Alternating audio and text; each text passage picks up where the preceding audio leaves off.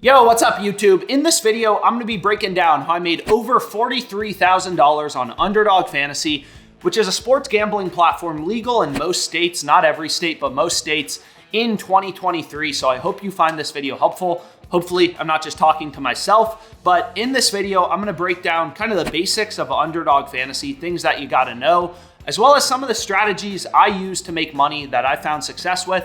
And I'm gonna run through some of the FAQ, frequently asked questions I get about Underdog, just important things that, hopefully you find helpful.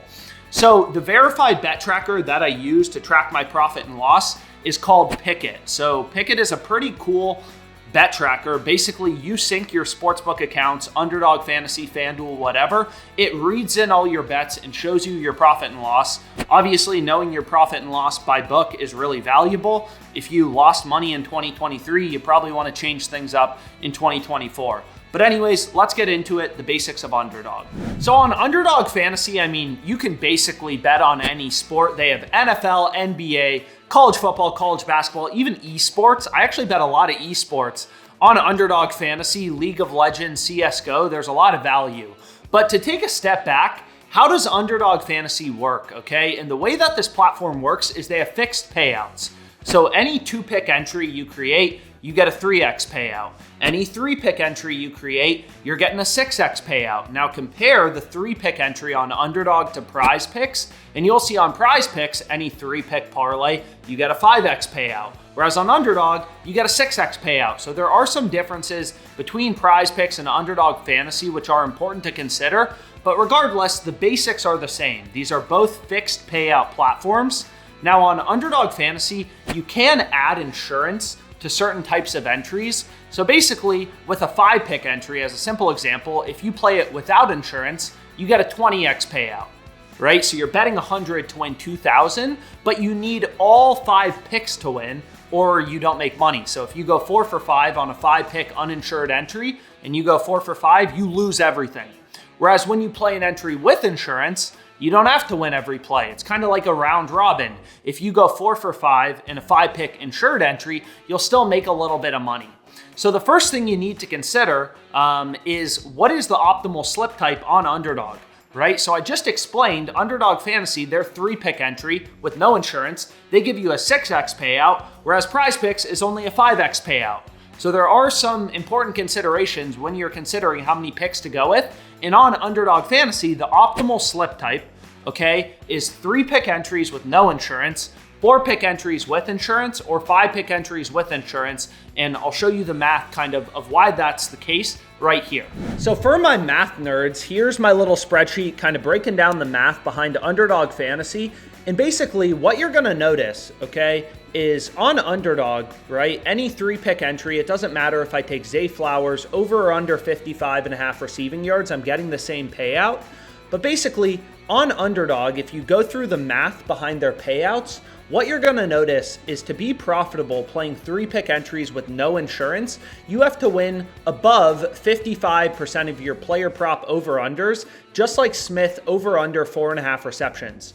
Okay, so if we can win our picks 57% of the time, which is pretty solid, we can win these over-unders 57% of the time, only losing 43% of our picks, our ROI playing 3-pick entries with no insurance would be 11%.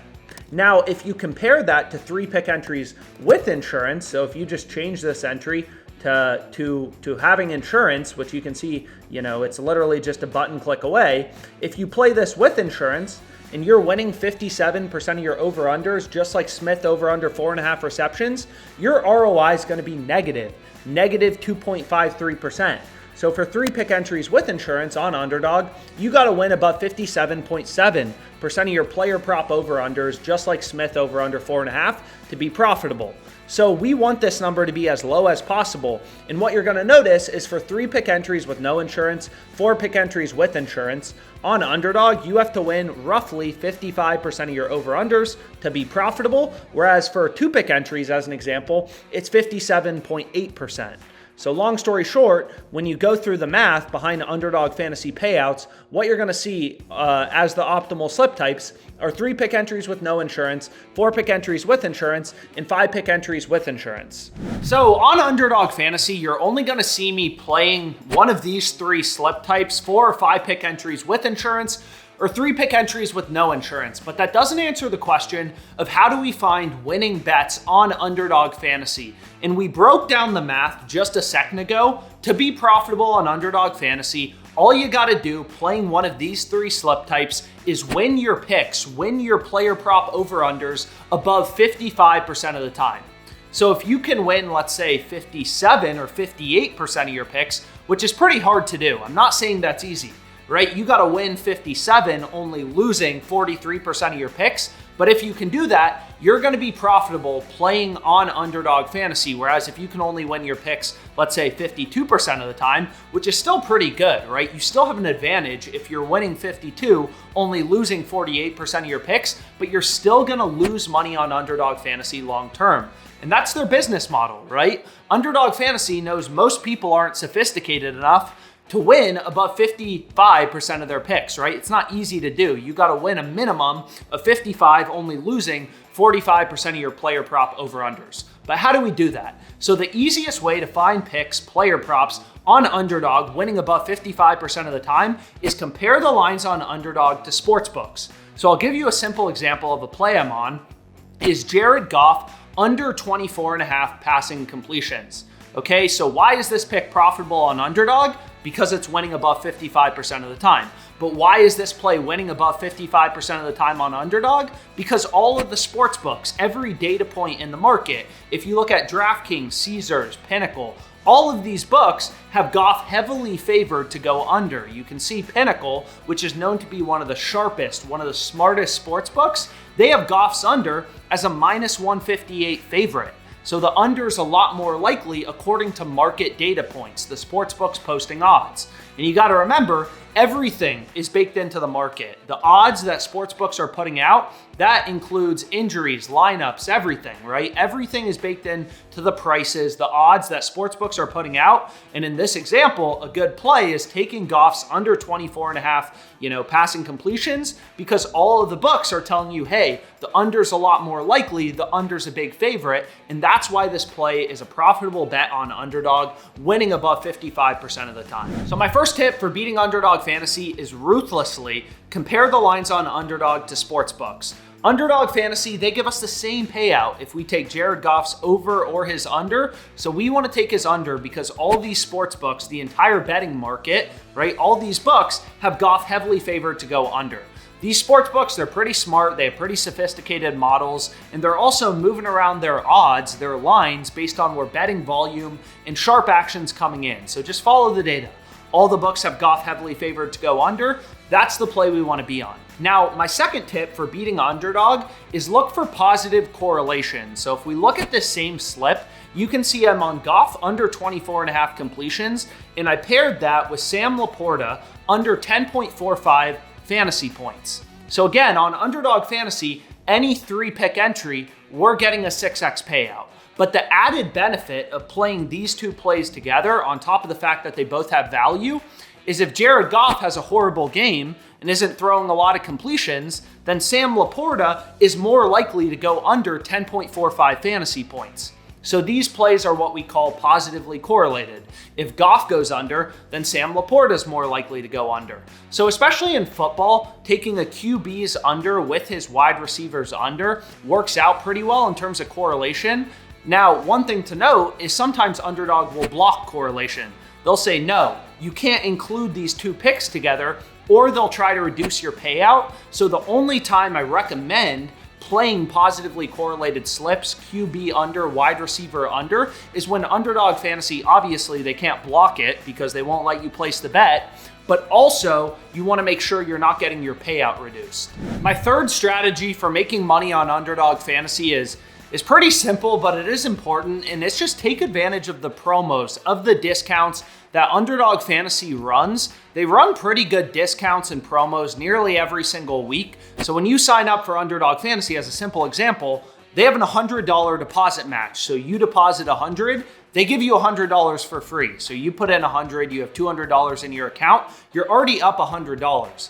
And it may not make a ton of sense, like why would books add these discounts, run these promos? But for Underdog Fantasy, it's just a marketing cost, right? Underdog Fantasy is competing against Prizepicks, FanDuel, DraftKings for new customers. So nearly all these books run pretty lucrative discounts on a daily basis or weekly basis to try to get new users to sign up and keep betting on Underdog Fantasy. It's just a marketing cost for them, kind of like a restaurant giving out a free appetizer, and then they hope, people come and they buy drinks and dinner. So take advantage of the easy money, the discounts, the promos on Underdog Fantasy. That's my third tip for making money on Underdog.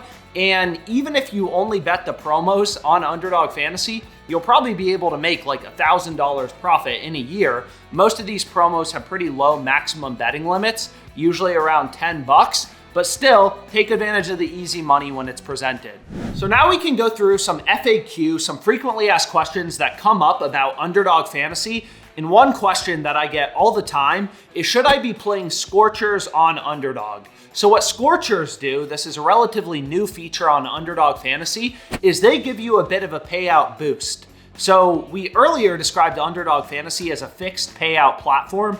Any 3-pick entry you create, you get a 6x payout. But what these Scorchers do is they give you a bit of a payout boost. So the question is, are they good? Should you be playing them? But in general, all of these Scorchers are horrible. Underdog Fantasy juices these lines so much. I've never seen a good Scorcher. And I'll give you a simple example. I picked 2 random player props, Curtis Samuel to score a touchdown and St. Brown to score a touchdown. Both are Scorchers. So on Underdog Fantasy, they're giving you an 8.43 payout. So betting 100 to win 843. And you may think like, whoa, that's pretty good, but it's not. It's actually horrible. If you compare that to DraftKings Sportsbook, as a simple example, it's the exact same bet. We're comparing apples to apples. This is what's so crazy about sports betting, is how fragmented the market is. All these books have different payouts for the exact same bet. Is on DraftKings, if you take St. Brown to score and Samuel to score, they're giving you 100 to win 1,128. So 100 to win 1.1K versus on Underdog, you're only getting 100 to win 843. So in general, very basic advice. Maybe there's the occasional good Scorcher out there. I've never seen one and I've looked at a ton, is just completely avoid them on Underdog Fantasy. It's not even worth your time looking at these Scorchers and trying to determine if they're worth betting or not. So another question that comes up all the time is, what is the best sport to bet on Underdog Fantasy? Should I be focused on the NBA or the NFL because I watch the NFL most? And honestly, watching sports doesn't have a relationship to making money sports betting. So I recommend you just follow the data and you bet where there's value, right? I showed a play earlier on Jared Goff under 24.5 completions. That play had solid value and was an NFL bet, so I locked it in. But sometimes on Underdog Fantasy, there's a lot more NBA value or esports value. So I highly recommend just follow the data. If you place a bunch of esports slips in a day, that's fine. If there's more value in esports, which oftentimes there is on Underdog, place a bunch of esports bets. So another question that comes up is, how many bets should I place a day on Underdog? Should I be placing 5 slips, 10 slips? What's the optimal number? And again, it depends, right? When it's November and every major sport is going on, NHL, NFL, college football, you may place 10, even 20 slips in a day. Whereas in June, when we basically just have baseball, there may not be a lot of value in the market and you may have 0 bets. You never want to force a bet just to have a slip down on Underdog Fantasy. So a couple more questions that come up are, should I use Underdog or parlay play? Or should I use Underdog Fantasy or Prizepicks? And I recommend use as many sports books as possible. Underdog was one of my best books this year, but I use a ton of them. So here you can see on Pickit my profit and loss by book. And I always recommend for new sports bettors, sign up for every possible book that's legal in your state. All these books have promos. All these books run discounts, like Underdog Fantasy. We showed some of their discounts earlier. And honestly, you never know which book is going to have value on a given day. Sometimes Underdog Fantasy is pretty dialed in with their pricing. There's not a lot of good lines available, and I place a ton of bets on Prizepicks in a day. Other times there's a lot of value on FanDuel, and most of my bets are on FanDuel in a given day. So long story short, I don't know which book is better. I use all of them, right? And Underdog Fantasy has some pros and cons versus Prizepicks. For example, they have better payouts for 3-pick entries. On Underdog, they give you 6x. On Prizepicks, only 5x. So each of these books has its own pros and cons, but I recommend just using as many as possible, right? All these books just take a couple minutes to sign up for. So the final thing I wanted to mention that comes up pretty frequently is how do you still make money on Underdog Fantasy with limits? So earlier in the year, I was able to bet basically whatever I wanted on Underdog Fantasy, $1,000 a slip if I wanted to.